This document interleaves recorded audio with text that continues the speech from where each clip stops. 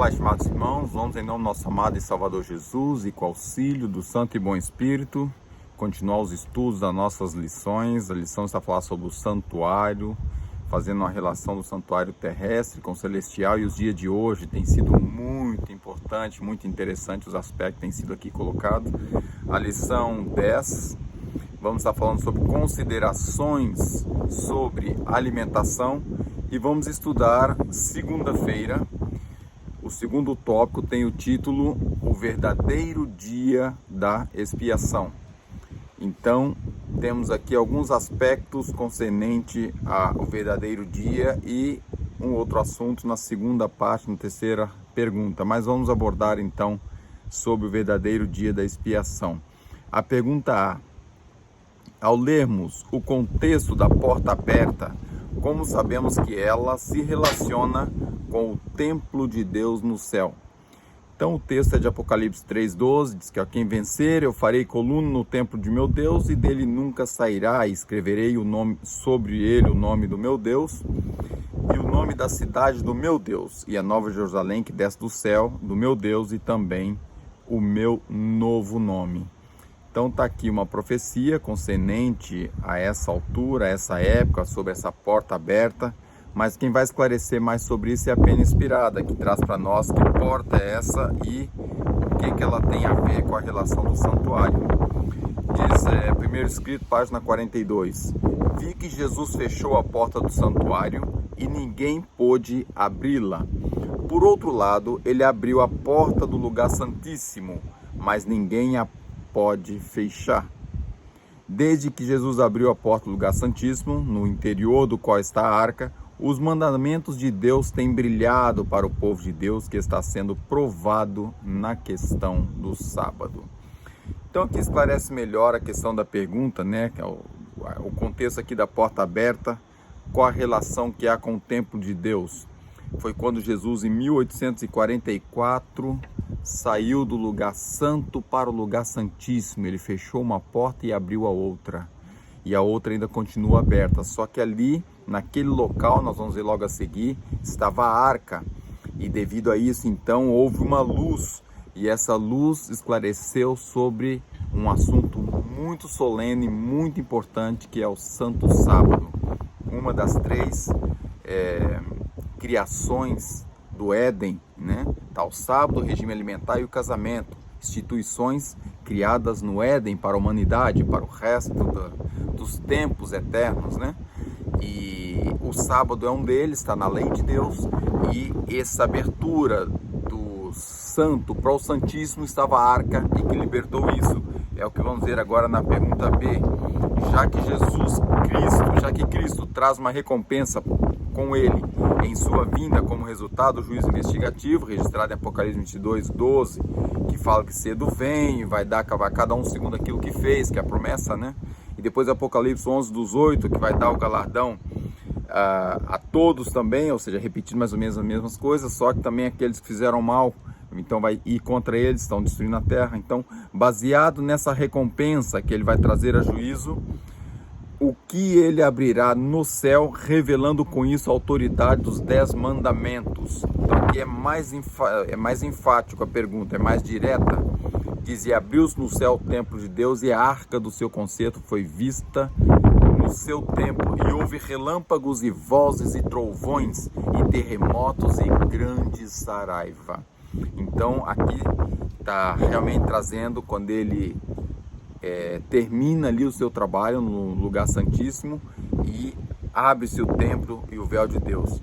Mas vamos ver aqui, o texto é bastante interessante, seguindo a leitura do primeiro escrito, na página seguinte a 42 e agora também a 43, diz: vi que a presente prova do sábado não poderia ocorrer até a mediação de Jesus no lugar santo terminasse e ele passasse para dentro do segundo véu, ou seja, saísse do lugar santo para o lugar santíssimo.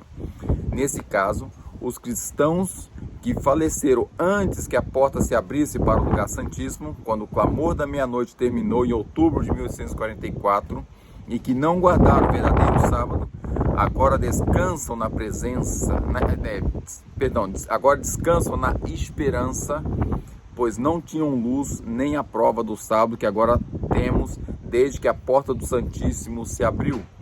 Vi que Satanás tem provado algum do povo de Deus nesse ponto. Como tantos bons cristãos adormeceram nos triunfos da fé sem terem guardado o verdadeiro sábado, essas pessoas duvidam da ideia de que o sétimo dia seja uma prova de fé para nós agora. Então vamos lembrar, irmãos, que a própria irmã White, quando começou a ter visão, quando começou a ser usada pelo Espírito de Deus, trazendo diversos temas para nós, ela ainda não guardava o sábado. E não foi em forma de visão que ela conheceu o sábado. Deus é um Deus impressionante, um Deus maravilhoso. Ele podia ter dado uma visão para ela do sábado e ela ia aceitar logo, mas não foi. A irmã White, o sábado chegou até a irmã White quando chega para qualquer pessoa que não conhece o sábado, através de outros irmãos. Eu não lembro bem, eu já tinha o nome dos dois irmãos que trouxeram assim mais assertivamente o sábado para ela. Eu não me lembro agora, eu não quero estar induzindo em erro. Mas a irmã White recebeu o sábado através dos irmãos e teve que fazer a sua pesquisa, teve que correr atrás, teve que estudar para entender a luz do sábado. Só depois que ela entendeu a luz do sábado pelo estudo próprio e autônomo e através de outros irmãos, foi que Deus passou a dar a ela mais luz sobre o sábado. É interessante a maneira que Deus trabalha. No entanto, todos que faleceram antes de 1844, ou antes de Jesus passar do lugar santo para o lugar santíssimo, muitos não conheceram a luz do sábado e vão ser salvos, porque Deus não leva em conta o tempo de ignorância. Então nós temos que ter noção disso, é um conhecimento importante, nós sabemos, e a Escritura é bem clara, o Espírito de Profecia é mais claro ainda, trazendo para nós esse pormenor. Então, o fato é que nós sabemos que foi revelado ali os 10 mandamentos, foi revelada a arca e o sábado brilhou. A irmã White viu que o 4º mandamento brilhava entre todos.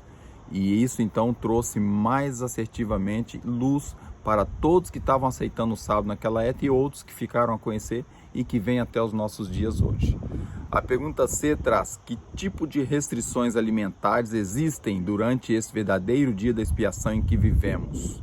Então aqui já entra no outro aspecto, como eu disse, das 3 instituições do céu, que é o casamento, o sábado e também o regime alimentar. Tá agora a falar aqui do regime alimentar. E diz Isaías 22, 12 e 13, vem trazendo sobre a época que o profeta falou, né? Eis aqui gozo e alegria, matam-se vacas, degolam-se ovelhas, come-se carne, bebe-se vinho, diz comamos e bebamos porque amanhã morreremos. O mundo estava numa situação caótica, estava já nem era o fato de usar os animais só para o alimento, era uma glutonaria, era algo totalmente fora do contexto, algo que estava causando ainda mais pecados.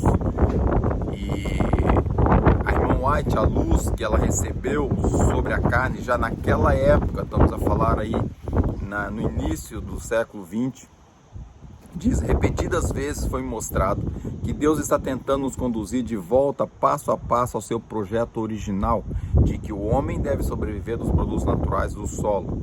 Entre aqueles que aguardam a vinda do Senhor, o consumo de carne será finalmente eliminado. Esse produto deixará de fazer parte da dieta. Devemos sempre manter esse objetivo em vista e trabalhar com dedicação para alcançá-lo. Não consigo ver que a prática de comer carne esteja em harmonia com a luz de Deus, que Deus se agradou de nos dar. Todos que estão especialmente ligados em nossas instituições de saúde devem se educar a se alimentar de fruta, verduras e grãos.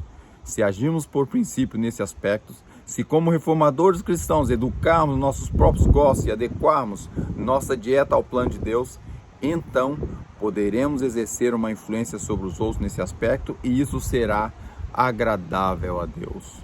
Então a irmã White começou a dar luz muito cedo, desde 1888, que iniciou a nossa reforma, o nosso movimento de reforma, que foi em 1888, quando iniciou o embrião do movimento de reforma dentro da Igreja Adventista, que começou todo um processo de reforma dentro daquilo que era necessário, as alterações que eram precisas ser feitas.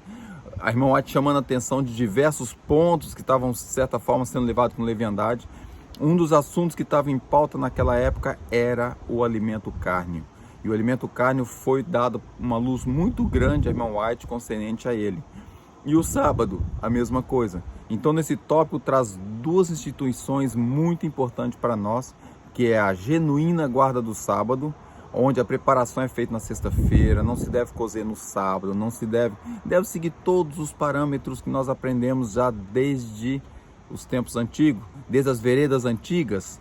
Devemos palmilhar nessas veredas antigas. E aqui chama atenção também ao alimento carne. Tanto que o movimento de reforma, quando foi expulso da igreja por questionar a quebra dos princípios, nessa altura foi por causa do sexto mandamento, não matar, da guerra, e foi questionado, e os fiéis começaram a fazer aquele trabalho de não aceitamos esse tipo de atitude, foram expulsos. E mais tarde, quando foi feito, instituíram o movimento legal, foi feito mesmo, reuniram, fizeram que tinha que criar uma organização. Quando foi criar a organização dos Adventistas do Sétimo Dia, movimento de reforma, nessa altura então o alimento carne foi posto como princípio de fé, porque já tinha luz suficiente para entendermos que era necessário que o alimento carne fosse extirpado da nossa alimentação, como alguém que está preparando para a volta, como um povo que está preparando para a volta de Jesus. Então foi naquela época colocado como princípio de fé o alimento carne, e até os dias de hoje temos mantido nossos princípios. E se os irmãos forem analisar e ver, todos os princípios de 1888, Minneapolis, para cá, o movimento de reforma vem tentando mantê-los intactos, porque são princípios que devem ser seguidos até a volta de Jesus. E que Deus nos dê sua graça, Deus nos abençoe, para que possamos ter homens valentes, varões sinceros, Josué, eu e minha casa serviremos ao Senhor. Todos possamos unidos manter fiéis todos os princípios. Não é porque o mundo se modernizou, não é porque as coisas mudaram, não é porque o tempo passou que os princípios divinos alteraram. E devemos ser fiéis a todos, desde a alimentação, vestuário, todos esses princípios são princípios divinos, são princípios que cuidam da nossa, não só a saúde, da indumentária, cuida da nossa vida, são cuidados, o amor de Deus, a lei de Deus é amor para nós. E esses cuidados que Ele tem para conosco é que nos mantém firmes e fiéis, olhando a bandeira do céu para sermos salvos. Que Deus nos dê sua graça e que cada um de nós possamos manter fiéis e firmes a esses princípios até Jesus voltar. É meu sincero desejo e oração para mim e todos. Amém.